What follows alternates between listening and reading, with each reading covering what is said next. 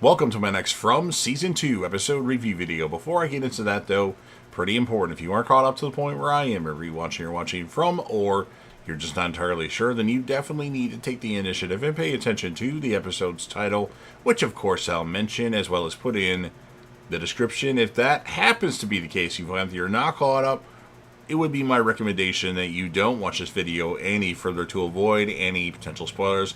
Now, I've already seen both seasons thus far of From. I'm doing these detailed reviews of the seasons of From in preparation for Season 3 of From, which premieres on Sunday, September 22nd. I don't know what time the episodes will be available for me to watch, hopefully really early in the morning, but I'll try to get them done as soon as possible. If it's later at night, like 8 o'clock at night, it might take me longer to do, but I'll get those done as soon as possible. So come back for those reviews on the channel. But I'm a big fan of From. I don't think it's an amazing show, but it's pretty solid. I feel, though, that when the show ends, it's going to be some like bad M. Night Shyamalan or lackluster M. Night Shyamalan twist, but we shall see. So with all that said, this will be from Season 2, Episode 7. The title of this episode is called Belly of the Beast, and this will be my review reaction recap after just finishing watching the episode. Christy confirms to Fatima that she is indeed pregnant and asks if she has told Ellis yet. When Fatima answers no, Christy says that although they are not in ideal conditions, women have been giving birth for thousands of years, and Fatima has the added benefit of having a third-year medical student at her disposal. Fatima does not want to tell Ellis yet, but before they can talk further, Kenny summons them upstairs. Once everyone is gathered, Boyd and Kenny lead everyone in inspecting the dead body of the monster slash creature, Smiles. That's what I call him, at least. Christy marvels at the fact that Boyd actually killed one of them, and Fatima asks what should they do with the body.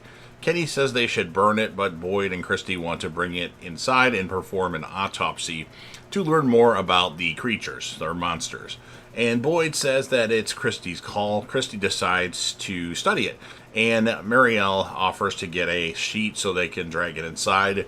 Boyd then tells Ellis to get back to Colony House to avoid having a crowd descend on the clinic to check on him while they're doing the autopsy. Christy gives Ellis and Fatima the go-ahead, telling them to return if he has any trouble breathing.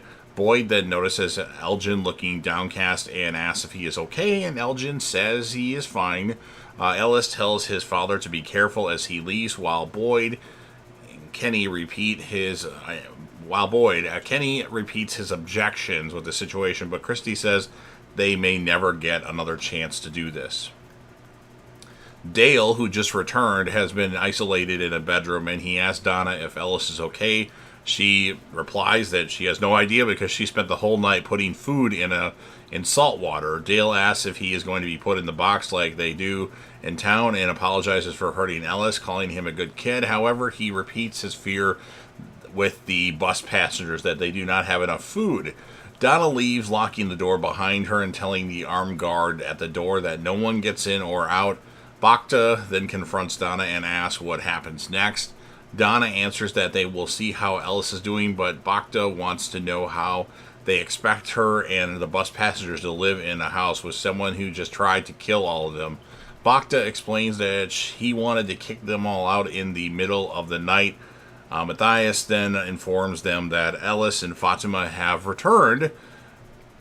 Donna promises Bacta that she and her people are safe at Colony House and they take care of their own. Donna then rushes downstairs and helps a recuperating Ellis up the stairs with Fatima.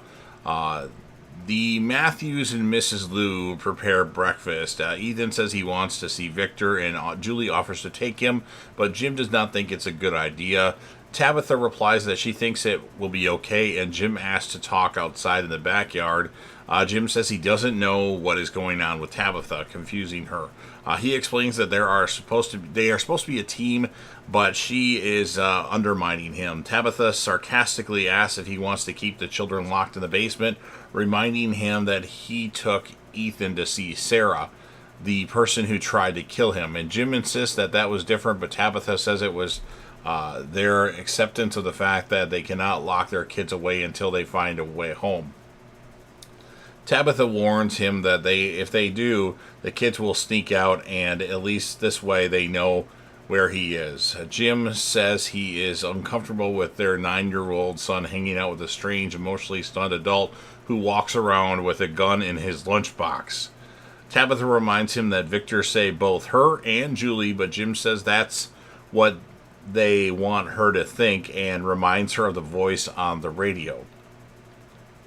Tabitha understands that he wants this all to make sense, but tells him that had he seen the tunnels, but Jim merely says that is what they wanted her to see. Tabitha asks how they created the monsters or creatures or whatever you want to call them, and says that she has seen them up close. Tabitha continues to say that Jim is certain that the voice on the radio is the answer to everything, but asks if he has considered that may not have been a person.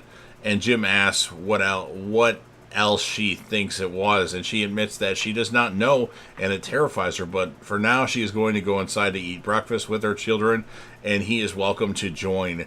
Jim then notices Randall flying his drone overhead. So those creatures, monsters, they talk too, so it could have just been one of the creatures or monsters, whatever you want to call them. That's what Tabitha's point is. After moving Smiles' body into the clinic, they prepare to perform an autopsy. Kenny worries that cutting open the creatures will release the worms from Boyd's arm. Marielle runs outside the room and vomits. Christy explains that she is going through withdrawals. Boyd asks if they can do anything to help, but Christy just wants to get the autopsy over with, and Kenny leaves to get her gloves and a saw. Jim approaches Randall in the bus, beginning by thanking Randall for trying to help dig Tabitha out. Randall points out that given that Tabitha wasn't even down there, it seems like he got Tom and Britt killed for nothing. Jim asks him if it felt good saying that, and Randall asks him what he wants. Jim asks how much he thinks the drone can carry, and Randall is confused. And Jim invites Randall to take a walk with him outside the town. Randall says that Jim sounds like a pervert who hangs out at playgrounds, causing Jim to lose patience and say that the drone could help them get home for his nephew's birthday, for which the drone was supposed to be a gift for. Ethan approaches Victor as he examines the trees, and Victor tells him to go away. Ethan asks why he is being mean when they are supposed to be friends. Victor replies that they are friends, but Ethan says it doesn't feel like it. Victor explains that he is trying to protect Ethan and it is safer for Ethan to stay away because bad things happen to Victor's friends. Ethan asks what is the point of being friends if they can't be friends, and when he walks away, Victor says that the orange marker he gave him was dry and a bad gift. Victor says that he has a lot of measuring to do and Ethan can help if he wants delighting Ethan. Marielle's withdrawal gets worse. Christy gets her in bed and gives her some water. She leaves, leaving Marielle to sleep, and Boyd helps Boyd bandage his palm. Boyd assures her that Marielle will be okay because she has Christy, and Christy explains that Marielle had been sober for a year when they met, but relapsed when she disappeared. Boyd tells her that this is not her fault, but Christy continues to blame herself for not noticing the withdrawal symptoms. Christy then worries about what Kenny said about Smiles' body, and both admit that they are scared. Tabitha approaches Jade while he works on refining the distillery. She asks him why he wasn't surprised when he found her yelling on the ground in the woods. Jade reveals that Jim found him like that once, but did not explain what happened. Jade tells Tabitha that in his hallucination he was attacked by angry Civil War soldier, and Jade then tells her that if she wants to learn more, she has to help him with the still. Jim and Randall walk while Jim explains his theory about the town and about the voice on the radio tower. Jim points out that there have been experiments like this going on for a long time, and when they get declassified, one wonders about ones that are still kept hidden.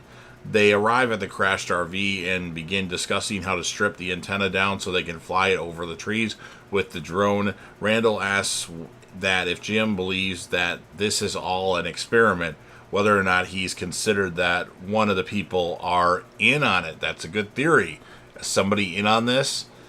Julia is shocked to hear from a recuperating Ellis that Dale stabbed him. Ellis explains that things have been tense in Colony House, but both he and Fatima assure her that they are fine. Julie prepares to leave to let them rest and is given a goodbye hug by Fatima. Julie says she misses them. Fatima returns the sentiment, and Ellis says that she is welcome anytime. While Julie says they are welcome at the Luce house, as she exits, she almost runs into Donna, asks if she is leaving already, and Julie jokes that she has to make sure that Ethan isn't building a spaceship with Victor. After she leaves, Ellis said he thought they were in the midst of a food shortage, which Donna said is temporary and he needs to regain his strength. Donna apologizes for not being present when the incident happened, but Ellis tells her that Dale's actions are not her fault. Donna praises Fatima for getting Ellis to the clinic in time and leaves them. And then when Julie leaves, she runs into Elgin on the porch, and she awkwardly jokes about how they always meet on the porch, and Elgin asks if she can walk with him so they can talk. Christy, Boyd, and Kenny begin the autopsy on Smiles. As she makes the first incision across the chest, the body twitches, startling all of them. Kenny begins to freak out and repeats his opposition to this. Kenny storms out, followed by Christy, who tries to calm him down. Kenny explains that he isn't worried about the monster, but most frightening is that thing he's ever seen, but about the things that killed the things that killed it. Christy explains that that's why they have to do the autopsy, to learn that what killed the monsters and see if they can use it to fight back. And Kenny worries that whatever is inside the creature could harm them. Christy is willing to take the risk now that they finally have a way of fighting the creatures, admitting she is terrified, which is why she needs Kenny in there with her, reminding him that they are supposed to be in this together. Kenny says they aren't anymore, causing Christy to scoff at that. Kenny regrets what he said and explains that he is happy Marielle is here. Kenny tells Christy that he loves her and wants all he wants is for her to be happy, but he is unwilling to watch her put herself in danger. Kenny apologizes about a hurt. Christy goes back inside, leaving a regretful Kenny. Marielle wakes up and looks at Christy. She checks the boiler room where Smiles' body is being kept, but finds it empty. Panicking, she searches for Christy and finds Boyd, who asks her if she's okay. They then see Smiles alive and walking toward them. Boyd tells Marielle to run as he begins firing at Smiles. Marielle is frozen by fear and begins to hear a familiar tune and notices a music box nearby. Right as Smiles is upon her, she wakes up in bed, gasping for breath. Fatima finds Donna inspecting the plants, which keep dying as if being grown in poisoned soil. Fatima reveals that she is pregnant, and Donna is delighted, hugging her and saying that she wishes she could have seen Ellis's face when he found out he will be the father. Fatima confesses that she hasn't told him because she was told she cannot have kids, making her think that this place is trying to torture and mock her like the creatures at night. Donna begins laughing and explains that there have been so many unexplainable, horrible things, so they assume everything possible that happens is bad. However, Fatima met the love of her life in this nightmare and now is having a baby with him, which she was told she couldn't have. Fatima is still hesitant, but Donna asks her if, after all she has seen, she can't believe in a miracle, which is the flip side of a nightmare. Fatima asks what if Donna is wrong, but Donna simply asks what if she's right. Jade begins to explain his visions. The first was the man crushed by the boulder in the root cellar, then Civil War soldiers, and then the vision of Christopher. Tabitha asks about Christopher, and Jade gives her the photo of him with the journal and points out the child Victor in the background. Tabitha asks if the visions are different every time, and Jade says yes, except for the symbol, which is always present. Tabitha explains that she sees terrifying children, which made her think that she was losing her mind or being punished for Thomas's death. Jade offers her condolences before telling her that she is not being punished, and offers the possibility that they are just trapped in a messed up place with no explanation behind it. Tabitha then notices the journal with the symbols, which she says she saw in the tunnels, which Jade then asks about. Victor and Ethan continue inspecting the trees, and Victor says they have to be thorough. Victor notices that the trees are losing their leaves, but Ethan points out that it happens every year. Victor explains that this has never happened before, and Ethan asks if that is bad. Victor remarks that change in the township is usually bad, but Ethan says that it's never happened before, it might be good. Christy continues the autopsy with Boyd's help. Kenny returns to help and helps them remove the sternum. Christy is shocked to see that the creature has the same anatomy as a human, but shriveled with no fluids to speak of. Christy is, confused by the absence of blood, recalling Boyd's description of the worms. As she digs in the body looking for some fluids, but begins to break down and begins stabbing the body randomly, Kenny notices an orange-like liquid, and Christy says it's a bile leaking out of the gallbladder. Boyd and Kenny are encouraged by this, and they work to gather it. Elgin tells Julie about what happened at the clinic with smiles. Elgin tells her that she can't tell anybody, as Boyd instructed him. Julie promises not to, but is encouraged by the news that they can hurt and kill the creatures. Julie notices that Elgin seems unhappy and asks why. Elgin explains that he feels like there is something that he is supposed to remember from his dream on the bus the day they arrived, and seeing Smiles' body reminded him, but he still can't remember it. Elgin adds that he isn't sure what's real or not, and Julie sympathizes with him. Julie remarks that there is always some new insane thing that comes along, and they all have to go through it. Elgin comments that she seems to be weathering it all well, which Julie jokes taking a sign that Elgin is in a dire strait. Julie reveals that she does have a trick to deal with. She takes a bath and sinks her head until the water is level with her ears. The sound reminds her of the ocean, and she meditates in peace. Elgin says he doesn't take baths, and Julie jokes that she can help him then. After the autopsy, Kenny asks Boyd if he thinks Smiles' bile will kill other monsters, and Boyd admits he has no idea, and Kenny asks how they will test it. Boyd says that they will leave that problem for tomorrow. Kenny begins to leave and tells Boyd to walk to Christy for him, or to talk to Christy for him. Boyd offers Kenny his badge back, but Kenny simply says that he'll see him around.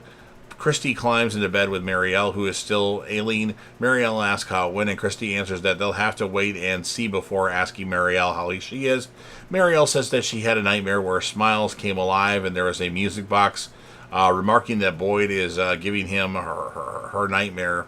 And Marielle says that she is fine and Christy does not need to worry, but Christy continues to hold her. Elgin runs a bath and tries to follow Julie's advice. However, he hears the music box which appears nearby. Elgin is then pushed underwater by a terrifying corpse-like figure who holds him down, and that's what ends this episode of From. So, there's not any real monsters in this episode other than hallucinations. It was okay, though. I'll give it a 7.3 out of 10. Characters of the episode, I'll go to Fatima and Christy. One can make cases for other characters, and that's fine. It's a big cast with a lot of random characters. So you've heard everything that I have to say. Now it's your turn. If you're a fan of From and want to help me out with the YouTube algorithm, please make sure that you Hulk smash the like button, share the video with a friend, put this video on any one of your social media platforms. Don't forget to sound off in the comment section about what your thoughts are on this episode of From, what would you rate it, and who would be your character of the episode. Don't forget to come back to the channel for my From Season 3 reviews. They will happen starting September 22nd. I'm just not sure what time. And then last but certainly not least, don't forget to hit that sub button, subscribe to the channel, join the team, show your damn support, and be a part of something special. And you never know what you're going to see on JDevTV.